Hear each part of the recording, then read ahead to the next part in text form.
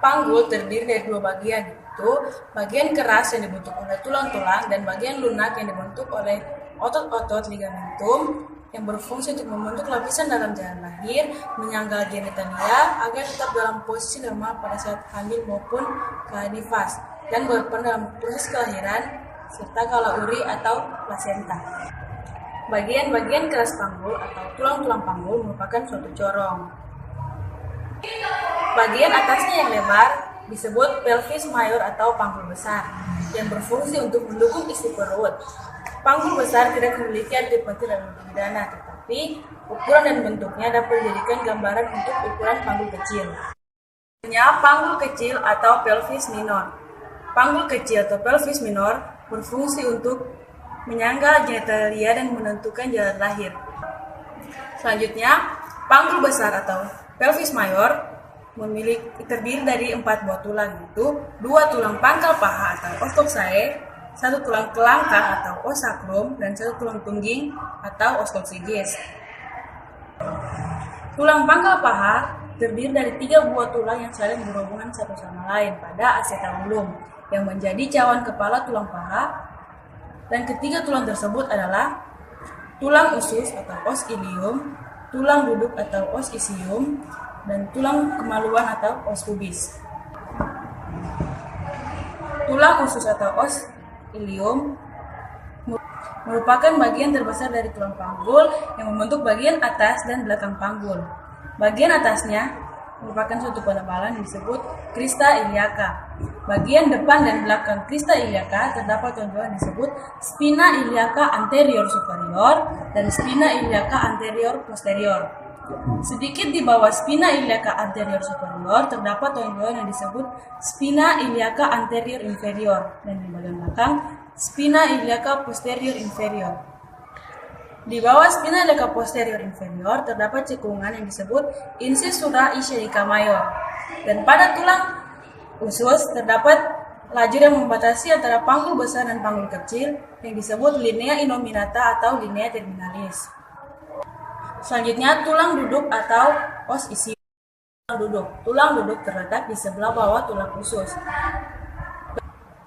Bagian belakang tulang duduk terdapat duri yang disebut spina ischiadica. Di bagian bawah spina ischiadica terdapat cekungan yang disebut incisura ischiadica minor. Dan bagian bawah tulang duduk sangatlah tebal. Bagian inilah yang mendukung berat badan kita pada saat duduk, disebut tuber ischiadica. Selanjutnya, tulang kemaluan atau os pubis. Tulang kemaluan atau os pubis terletak di sebagian bawah dan depan tulang usus. Tulang duduk membatasi sebuah lubang yang disebut foramen obturatum. Tangkai tulang kemaluan yang berhubungan dengan tulang pangkal paha disebut ramus superior ossis pubis, dan tangkai tulang kemaluan yang berhubungan dengan tulang duduk disebut ramus inferior ossis pubis. Ramus kiri dan kanan membentuk arcus pubis. Tulang pangkal paha berhubungan dengan tulang sakrum dengan perantaraan persendian articulatio sacroiliaca. Dan dari permukaan belakang tulang sakrum ke tulang usus disebut ligamentum sacroiliaca posterior. Dan dari permukaan depan tulang sakrum ke tulang usus disebut ligamentum sacroiliaca anterior. Dari tulang sakrum ke spina ischiadica disebut ligamentum sacrospinosum. Sakrum ke tuber ischiadica disebut ligamentum sacrotuberosum. Selanjutnya, tulang pangkal paha kiri dan kanan diantarai oleh symphysis pubis. Atau os sacrum. Tulang kelangkang atau os sacrum berbentuk segitiga yang lebar di atas dan runcing di bawah. Terletak di bagian belakang antara kedua tulang pangkal paha. Terdiri dari 5 buah ruas tulang senyawa yang saling berhubungan erat. Permukaan depannya berbentuk cekung dari atas ke bawah maupun dari samping ke samping. Di kanan dan kiri garis tengahnya terdapat lubang yang akan dilalui oleh saraf Frankenhauser dan pembuluh darah kecil yang disebut foramina sacralia anteriora. Permukaan belakang tulang sakrum berbentuk kembung, dan di tengah-tengahnya terdapat cuat-cuat duri yang disebut crista sacralis. Ke atas tulang sakrum ruas kelima tulang pinggang, dan ke atas tulang sakrum yang mengarahkan berhubungan menonjol ke depan, itu disebut promontorium. Ke samping tulang sakrum berhubungan dengan tulang pangkal paha dengan perantaran persendian artikulatio sacroiliaca, dan ke bawah tulang sakrum berhubungan dengan tulang tungging atau oscocygis dengan perantaran persendian artikulatio sacropucigis. Selanjutnya tulang tungging atau oscocygis berbentuk segitiga yang dibentuk dari 3-5 buah ruas yang saling menyatu. Dan pada saat persalinan, tulang ini akan terdorong ke belakang sekitar 1-2 cm untuk memperluas jalan lahir. Selanjutnya, bagian bawah panggul atau pelvis minor. Panggul kecil dalam ilmu kebidanan memiliki arti penting karena merupakan tempat alat reproduksi wanita dan menentukan jalan lahir. Ciri-ciri khas dari jalan lahir yaitu memiliki 4 buah bidang, yaitu pintu atas panggul, bidang luas panggul, bidang sempit panggul, dan pintu bawah panggul. Jalan lahir merupakan suatu corong dengan sifat jalan lahir depan ukurannya 4,5 cm dan jalan lahir belakangnya ukuran 12,5 cm. Bidang putar pintu atas panggul menjadi pintu bawah panggul dan terjadi di bidang sempit panggul. Pintu bawah panggul bukanlah suatu bidang, melainkan 2 segitiga yang memiliki dasar yang sama. Itu segitiga depan, yaitu dari kedua tuber ischiadica yang membentuk arcus pubis, dan segitiga belakangnya dari ujung tulang tuber ischiadica ke ujung tulang sakrum. Selanjutnya, pintu atas panggul. Pintu atas panggul adalah batas atas dari panggul kecil, bentuknya bulat oval dan panjang ke samping, yang dibatasi oleh promontorium, sayap sakrum kiri dan kanan, artikulatio sacroiliaca kiri dan kanan, linea innominata atau linea terminalis kiri dan kanan, ramus superior ossis pubis kiri dan kanan, dan pinggir atas simfisis. Pada pintu atas panggul muka belakang atau conjugata vera dan ukuran melintang atau diameter transversal dan ukuran menyerong atau diameter oblik. Conjugata vera terbentang dari promontorium ke pinggir atas simfisis. Ukuran muka belakangnya itu dari pinggir bawah simfisis menuju ke ujung tulang sakrum. Ukurannya 11,5 cm. Dan ukuran melintang yaitu dari kedua tuber ischiadica. Ukurannya 10,5 cm. Dan diameter sagittalis posterior yaitu dari tulang sakrum ke pertengahan ukuran melintang.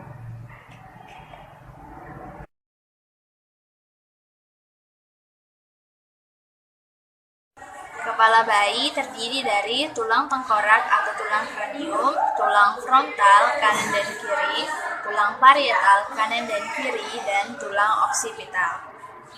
Kemudian pada kepala bayi terdapat sutura, yaitu sutura frontalis yang membagi antara tulang frontal kanan dan kiri, sutura sagittalis yang membagi antara tulang parietal kanan dan kiri, sutura temporalis yang membagi antara tulang frontal, tulang parietal, dan tulang oksipital, sutura lambdoidea yang membagi antara tulang parietal dan tulang oksipital, dan sutura coronaria yang membagi antara tulang frontal dan tulang parietal.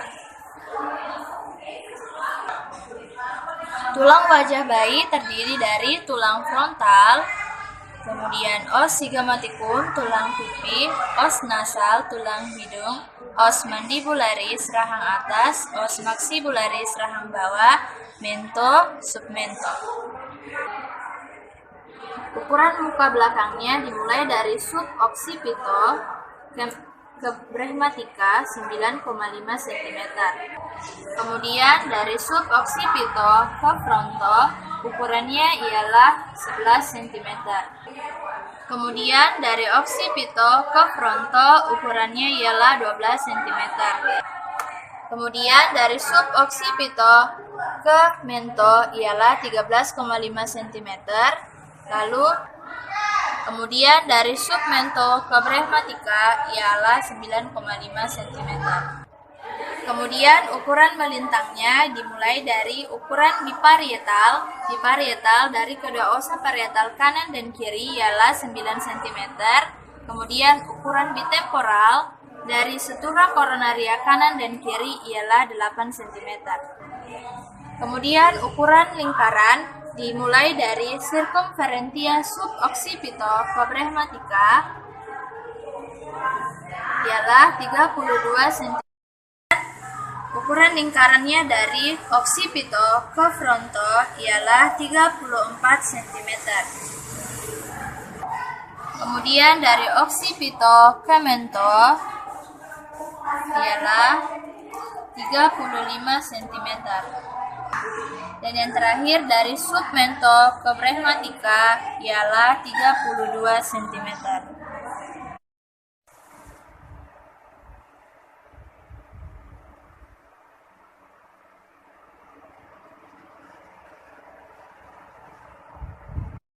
Pada awal persalinan, kepala terfiksir pada pintu atas panggul, di mana sutura sagittalis melintang di tengah-tengah jalan lahir.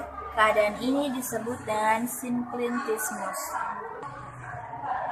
Kemudian, tulang ubun-ubun bagian belakang yang lebih dulu turun, karena bagian belakang lebih luas dengan adanya os sacrum yang bentuknya konkav. Sedangkan tulang ubun-ubun bagian depan tertahan oleh pinggir atas simfisis pubis sehingga sutura sagittalis lebih dekat dengan simfisis. Keadaan ini disebut dengan asynclitismus posterior. Setelah tulang ubun-ubun bagian belakang lebih dulu turun, setelah tulang ubun-ubun bagian belakang turun, maka tahanan di pinggir atas simfisis tidak ada lagi sehingga tulang ubun-ubun bagian belakang dan tulang ubun-ubun bagian depan sama tinggi. Keadaan ini disebut dengan synclitismus kembali. Setelah itu, tulang ubun-ubun bagian depan lebih dulu turun, sedangkan tulang ubun-ubun bagian belakang tertahan pada ujung os koksigis, sehingga tulang ubun-ubun bagian belakang lebih dekat ke promontorium. Keadaan ini disebut dengan asynclitismus anterior. Kemudian, kepala mengadakan putaran paksi dalam untuk menyesuaikan dengan jalan lahir, dengan posisi ubun-ubun kecil berada di tepi bawah simfisis sebagai hipomoglion. Dengan adanya his dan kekuatan ibu mengedan, maka lahirlah berturut-turut tulang ubun-ubun besar, dahi, mata, hidung, dan dagu. Setelah kepala lahir seluruhnya, kita menunggu kepala bayi mengadakan putaran paksi luar untuk menyesuaikan arah punggung anak dan mencegah resusitasi pada leher anak.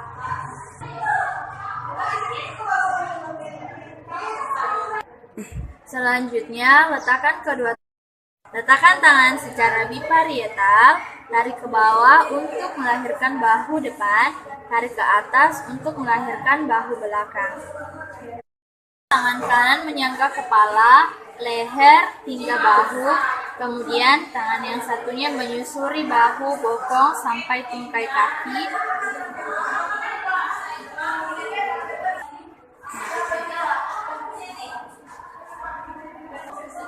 Kemudian letakkan bayi di atas perut ibu, kemudian kita lakukan observasi, kita lihat bagaimana pernapasan bayi, apakah jalan nafasnya tersumbat atau tidak. Kemudian kita melihat denyut dari tali pusat bayi. Jika masih berdenyut, kita tunggu sampai tidak berdenyut. Jika sudah tidak berdenyut, kita klem 3 cm dari pangkal pusat dan kurang lebih 2-3 cm dari klem pertama. Kemudian kita tutup.